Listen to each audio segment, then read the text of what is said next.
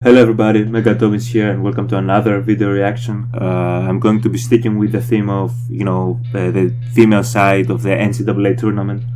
The reason why I'm focusing on the female side, not so much the men's side, is because personally I find that this generation of, women's basketball players, this generation of college basketball players right now, I think has so much more interesting matchups and some players who I believe are going to shape, women's basketball for many years to come in the future. I think it's I could be wrong, but I feel it's a very important generation for the growth of the game on the women's side, and I just don't have that much interest for some of the men's players right now in college. No disrespect to them. I know Jalen Suggs, I know some other names who are doing what they're doing right now and playing great basketball, but I just don't see, you don't have that, Zion Williamson, you don't have that, even LaMelo Ball, who didn't go to college, but or Alonzo Ball. You don't have those type of players right now that would make me tune in and watch. And I just want to give these women their flowers for what they've been doing at college and how entertaining, honestly, the women's game is right now. And today I'm going to be doing two very exciting teams. I have not seen these games, so I'm going into these ones blind, unlike the UConn-Iowa matchup, which I had seen because I was very excited for the Page-Clark matchup. As I said in that video, which if you haven't seen, you can go check it out. I'll probably link it somewhere up here. You have Louisville and Oregon. Louisville, you have, in my opinion, one of the best, who has been one of the best players in college for the past few years, in Dana Evans, and what she's done for Louisville as a program. She's extremely exciting, extremely fast guard. She might just be the fastest, player in college right now. She's very fun to watch. She's very athletic. She can finish in the paint, which is where when she first came to Louisville, that's where she was getting most of her points, until she worked on her outside shot as well and developed into a complete player. Admittedly, she hasn't been having the best games. When they lost in their section, rather, in their final game, where they lost to NC State at the buzzer, she hadn't had the best game, and she has struggled, admittedly, so far. This season, I don't know. I think she's overthinking it a little bit.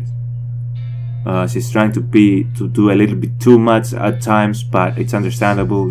I don't know if this is going to be her last year at Louisville. If she decides to go to the draft after this season, she's going to be a top 3 pick, in my opinion, if not the first overall pick. But if she decides to stay another year, I'm sure, either way, I'm going to be excited to watch her either on the WNBA level or in college. And then you have another exciting freshman in Haley Van Lith together at the backcourt, who, we saw, much like Paige, she came out of high school with a lot of hype, a lot of coverage, a lot of highlight videos, a lot of mixtapes. A lot of people saying she's the female James Harden, and if you see her game, I can see the comparison. She has that, that isolation game, that step back three, that the ability to, create off the dribble, and she's a lefty first and foremost, which is why she gets this comparison mostly, but also her game, honestly. She herself, much like Dana, is an athletic guard. Maybe not as fast as Dana. I could argue she might be a little more shifty than Dana with her dribbling. She's not afraid of contact. She goes and finishes in the paint a lot for a guard. Matter of fact, she seeks the contact. She tries to get, to body up with people. Either on offense or defense. Really, you often see her try to box out, the centers of other teams, and doing so successfully, which is very impressive. Oregon is, continuing what Sabrina Ionescu and Saru Sabali and these girls, left. They took a program which wasn't where it is right now and brought it here, these girls now are continuing that legacy, maybe hoping to even take it a step further and win the thing. You never know what's gonna happen. Sedona Prince at the 5, who is probably their most notable player. Very skilled big, great post moves. She has the jumper, she has the ability to finish. She can dunk as well. She was doing, during warm-ups in a previous game, dunking quite with ease. And again, talking about the evolution of the women's game, I talked about Saru Sabale, who is now in the WNBA and doing fantastic in the WNBA as well. And you have, her sister here. You have another Sabale in the starting 5, who is also writing her own name, in Oregon. I ramble again. I have to give an introduction maybe to some people who don't follow the women's game as much as I do, because I do follow all basketball really. But since I'm doing, these reactions, I want to give a little bit more of backstory. But yeah, this is going to be an interesting game, I feel. And let's get started. Louisville, the last remaining ACC standing. Oregon hoping to join Stanford and Arizona. Terrific in their second round win. They carried a lot. Here's Van Lith. And here is Van Lith, who Jeff Walls she has any jumper you want, from 3, from 2.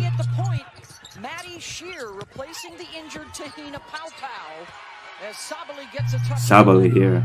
I don't know why Van Lith was guarding Sabale down low. A bad switch, probably. Good block.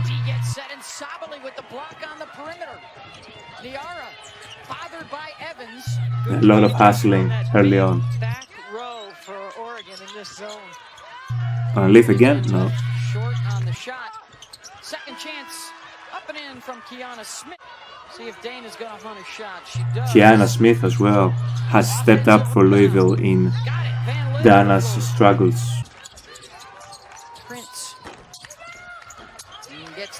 Prince has a very smooth game. Bowling, one of those players who was with, the old Oregon guard, and she herself has improved her game a lot. She used to be mainly a shooter, as they mentioned here, but now she has more of an overall game as well. A lot of blocked threes so far. You don't often see so many blocked threes. You can tell the defense, another block. You can tell the defense, really focusing. Yeah, exactly.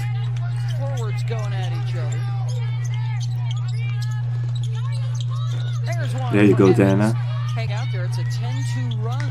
And this is, Dana's ability to get in the paint and elevate over defenses.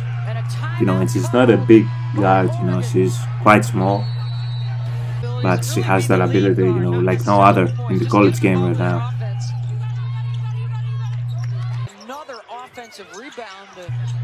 And that shot she has developed, she has worked on that.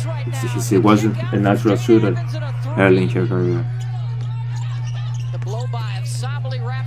And she seems to be, it's always a bit of balance for her if she decides to take majority of the shots or try to get your teammates involved early on.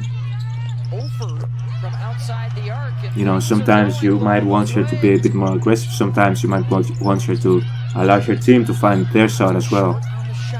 And she has struggled with that throughout the season, but I think so far it seems to be doing a good job of that.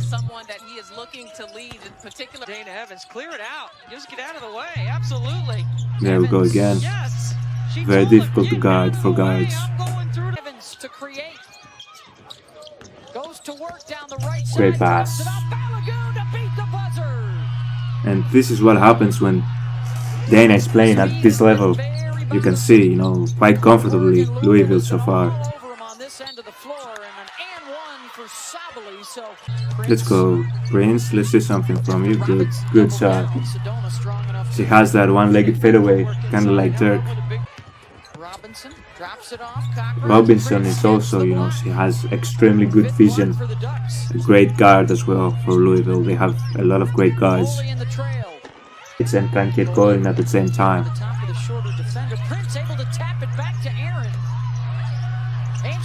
A lot of contact. No call. They're letting them play. Which I personally like. trouble. No foul issues right here. Bully, I'm telling you, you know what, Beth, you mentioned it earlier. Her improvement is significant from last year, standing in the corner with a bunch of middle ball screen action. Like you're talking about, she has added this dribble penetration to her game, also post up to her game, Bully. Ooh, what a difficult shot. Wow.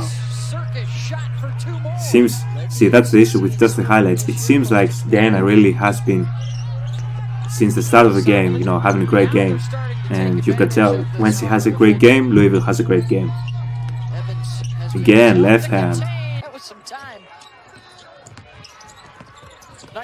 Ooh, good luck. From deep. Again, she has worked on that. She didn't always have that shot. And that's even more impressive, for me to have worked on that and get as comfortable as she has. Again. Deep three from Evans. And she hits again. Dana Evans, go ahead and shoot till your arm falls. 20, she has 27. Damn. And that's great to see, man. She really has been struggling so far in the season, and she really took that loss in the section final to NC State, where she did miss the buzzer beating shot to win it. And so far in this tournament, even she has struggled at times. It's so good to see her have this game right now, which seems like they're going to win easily. And that's what happens when Dana Evans has a good game. And it also seems like it was a great defensive game for Louisville as well. Oregon only has 37 points with 3 minutes left in the fourth. Now 40. But then again, Louisville only has 56. So overall, this was probably a defensive battle, and that's something that you won't see in the highlights as much. I haven't seen Sedona really get that many shots. Ooh, what a pass! Robinson, as I said, great guard. Great guard. So, upset didn't happen. Louisville took care of business as they should, as the second seed. Dana played like she should as a future top 3 WNBA pick, if not the first pick. A lot will be determined on how she does this tournament, if she decides to declare for the draft after this tournament. This game will definitely raise her draft stock even more, even if it wasn't already raised, which it was. I wonder how Sedona, I think I didn't see her get as many shots. I don't know if she was missing a lot, or they made a concerted effort not allowing her to have a lot of touches.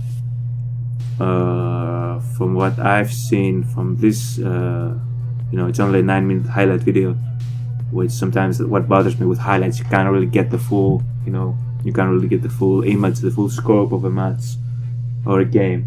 Here we go again, calling it match. See, this is how Louisville should play if they want to have a chance for winning the championship, which they do have a chance for sure.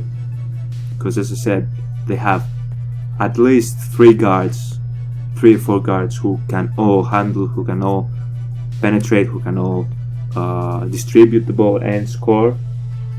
They have, of course, Dana, who, when she has a great game, you can see what she can do, and a lot of great support around her. And yeah, they're going to be trouble if they keep playing like they seem to have played against Oregon.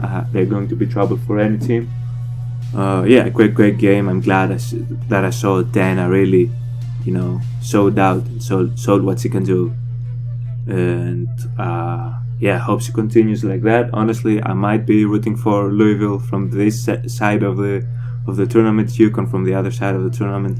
That would be a dream final for me, Louisville versus UConn, because they have some players that I have followed, for a while now. Dana and Paige being 2 of the main ones for me personally. And what a battle that would be, for a final game, and the narrative as well.